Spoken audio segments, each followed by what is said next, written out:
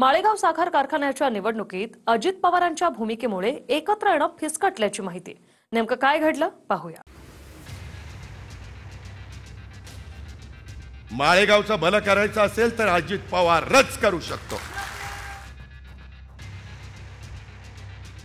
बारामतीतल्या माळेगाव साखर कारखान्याच्या निवडणुकीत अजित पवारांनी जी ताठर भूमिका घेतली त्यावरूनच दोन्ही राष्ट्रवादीचं एकत्र येण्याचं फिसकटलं अशी सूत्रांची माहिती आहे।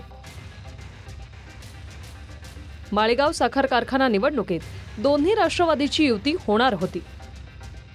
शरद पवारांनी अजित पवारांकडे 6 जागांची मागणी केली होती, मात्र अजितदादा शरद पवारांना 4 जागा देण्यास तयार होते।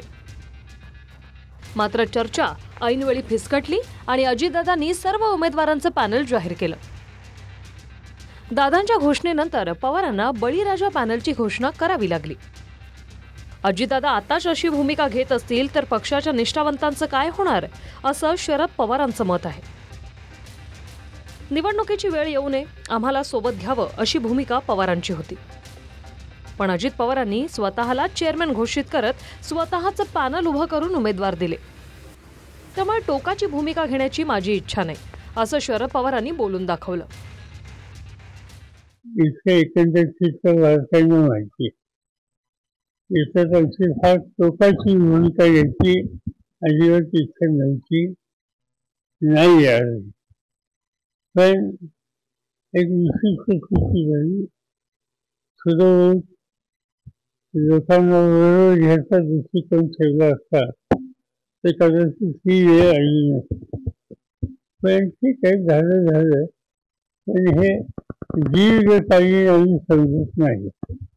हा तात्पुरता या कारखान्याच्या 19,000 सभासदांचा पुरता हा प्रश्न आहे। साखर कारखान्याच्या निवडणुकीत सामंजस्याची भूमिका घेतली नाही तर पुढे काय असं मत शरद पवारांचं झाल्याचं कळतंय। त्यामुळे अजित पवारांसोबत एकत्र येण्यावरून बसून निर्णय घेऊ असं म्हणणाऱ्या सुप्रिया सुळे आता ही चर्चा फक्त मीडियातच आहे, आम्ही एकत्र येऊ असं कधीच बोललो नाही असं म्हणताय। माझ्यावर किंवा दादावर झालेले पवार कुटुंबातले संस्कार आहेत त्याच्यात कधीच बदल होऊ शकत नाही। आणि राजकीय लाईन की काय घ्यायची असते ती दादाला आणि आम्हाला दोघांनाही, हा काय बहीण भावांचा खेळ नाही ना, आमचा दोघांचा भातुकलीचा खेळ नाही, हा एक गंभीर विषय आहे। तर अर्थातच जेव्हा काही तो निर्णय होईल तो प्रत्येकाला लोकशाही पद्धतीने विचारूनच होईल, कारण का हा काही माझा आणि दादाचा विषय एकट्याचा नाही आहे ना। आम्ही ह्याच्यावर कधीच काही बोललेलो नाही आहे, ह्या सगळ्या चर्चा माध्यमातूनच ऐकायला येतात, त्याच्यामुळे तुम्हीच काय ते ठरवा। भाजपसोबत जाणं हा फुले, शाहू, आंबेडकर आणि काँग्रेसचा विचार नाही, तसं करणं म्हणजे संधी साधूपणा आहे असं एक दिवसाआधी शरद पवार म्हणाले। त्यामुळे अजित पवारांच्या राष्ट्रवादीनेही आता सध्या एकत्र येणं शक्य नाही हे मान्य केले। देऊच्या पुण्यभूमीत आलाय तर दोन्ही राष्ट्रवादी एकत्र यावे अशी काही इच्छा व्यक्त कराल का? आम्ही इच्छा व्यक्त केलेली होती, परंतु आता साहेबांनीच काल त्याचा विषय संपवलेला आहे। ते योग्य तेच बोललेले आहेत आणि मी वारंवार तेच सांगत होतो की माननीय शरद पवार साहेब अशा प्रकारच्या कोणत्याही प्रवृत्तींना जवळ करणार नाही।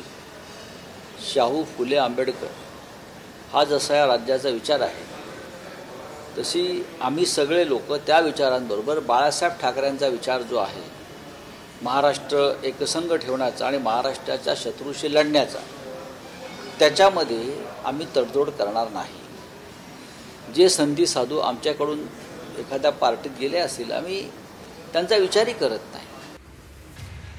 माळेगाव साखर कारखान्याची निवडणूक अजित पवारांनी प्रतिष्ठेची केली आणि शरद पवारांचं पॅनल मैदानात असलं तरी थेट लढत अजित पवारांचं श्री निळकंठेश्वर पॅनल आणि चंद्रराव तावरेंचे सहकार बचाव शेतकरी पॅनलमध्येच आहे।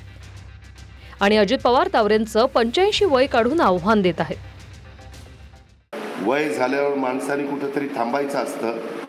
तुम्ही 85 वय झालं तरी थांबायलाच तयार नाही, तुम्हाला तब्येत साथ देत नाही, तुम्ही पायजमा आता सोडला आणि लुंगीवर आला। लुंगीवर का आला? काहीतरी तुम्हाला त्रास आहे म्हणून आला। वयोमानाप्रमाणे शरीर थकत असतं। जो तुमचा 20ला काम करण्याचा उत्साह असतो 30ला 40ला तो उतार वयामध्ये राहत नाही। हे जगाचीच रीत आहे, पण वडीलधाऱ्यांनी पण पुढच्यांच्या हातामध्ये कारभार दिला पाहिजे ना. काय झालंय, माझा ऍक्सिडेंट झाला, माझा बॉल बदलला गेलाय. डॉक्टरांनी सांगितले तुम्हाला पाय वळवता येणार नाही, पायजमा घालताना तो पाय वळवावा लागतो. मग पाय वळवता येत असेल तर मग काय करायचं म्हणून गेला उघडा फिरवू. 22 जूनला निवडणूक आहे, त्यामुळे कोण बाजी मारतं बघूया. बारामतीहून दीपक कापरेसह अक्षय मंकनी, TV9 मराठी, मुंबई.